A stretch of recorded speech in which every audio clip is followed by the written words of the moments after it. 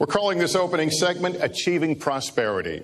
We have to do a much better job at keeping our jobs. And we have to do a much better job at giving companies incentive to build new companies or to expand, because they're not doing it. And all you have to do is look at Michigan and look at Ohio and look at all of these places where so many of their jobs and their companies are just leaving. They're gone.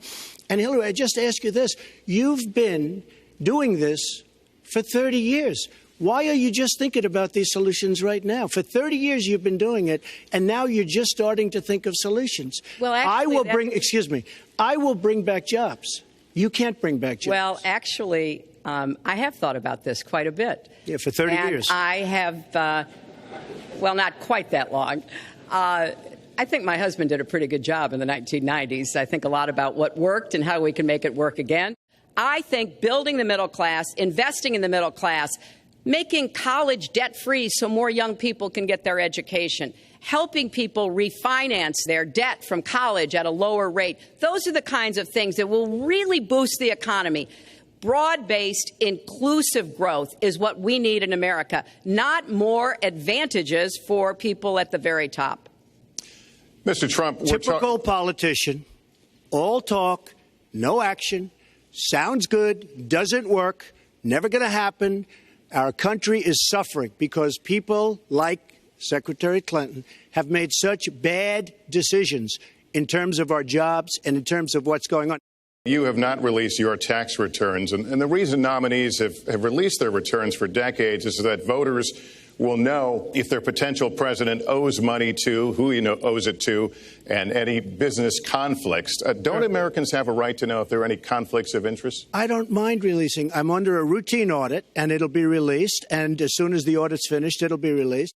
You're perfectly free to release your taxes during an audit. And so the question, does the public's right to know outweigh your personal? Well, I told you, I will release them as soon as the audit. Look, I've been under audit almost for 15 years. I will say this. I will release my tax returns against my lawyer's wishes when she releases her 33,000 emails that have been deleted.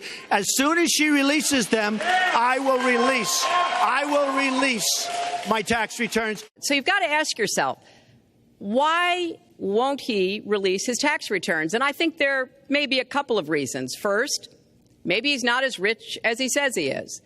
Second, maybe he's not as charitable as he claims to be. Third, we don't know all of his business dealings, but we have been told through investigative reporting that he owes about $650 million to Wall Street and foreign banks.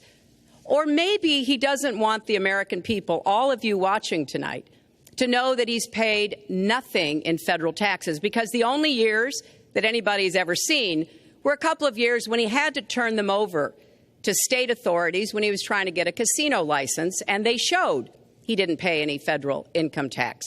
So if he's paid zero, that means zero for troops, zero for vets, zero for schools or health. We're just opening up on Pennsylvania Avenue right next to the White House.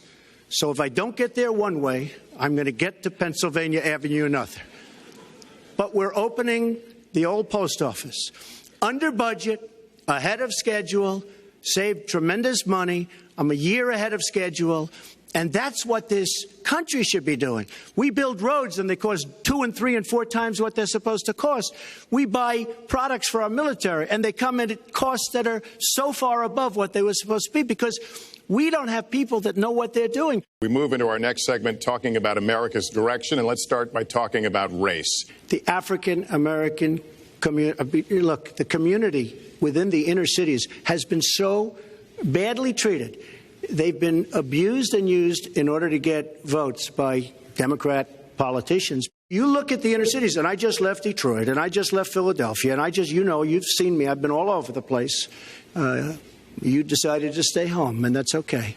But I will tell you, I've been all over, and I've met some of the greatest people I'll ever meet within these communities, and they are very, very upset with what their politicians have told them and what their politicians have done.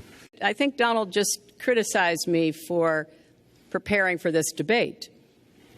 And yes, I did. And you know what else I prepared for? I prepared to be president, and I think that's a good thing.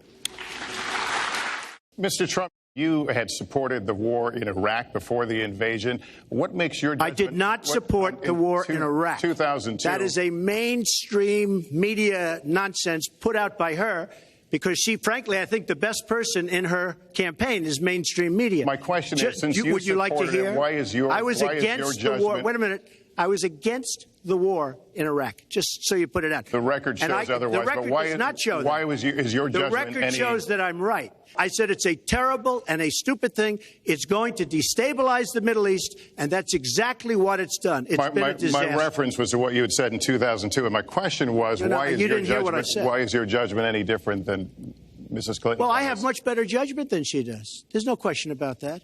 I also have a much better temperament than she has, you know? And the worst part of what we've heard Donald say has been about nuclear weapons. He has said repeatedly that he didn't care if other nations got nuclear weapons, Japan, South Korea, even Saudi Arabia. It has been the policy of the United States, Democrats and Republicans, to do everything we could to reduce the proliferation of nuclear weapons. His cavalier attitude about nuclear weapons is so deeply troubling. That is the number one threat we face in the world, and it becomes particularly threatening if terrorists ever get their hands on any nuclear material. So a man who can be provoked by a tweet should not have his fingers anywhere near the nuclear codes. She spent hundreds of millions of dollars on negative ads on me, many of which are absolutely untrue. They're untrue and they're misrepresentations. And I will tell you this, Lester, it's not nice. And the only gratifying thing is I saw the polls come in today. And with all of that money, over $200 million is spent, and I'm either winning or tied, and I've spent practically nothing. One of you will not win this election. So my final question to you tonight, are you willing to accept the outcome as the will of the voters? Secretary Clinton? Well, I support our democracy. I hope the people out there understand this election's really up to you.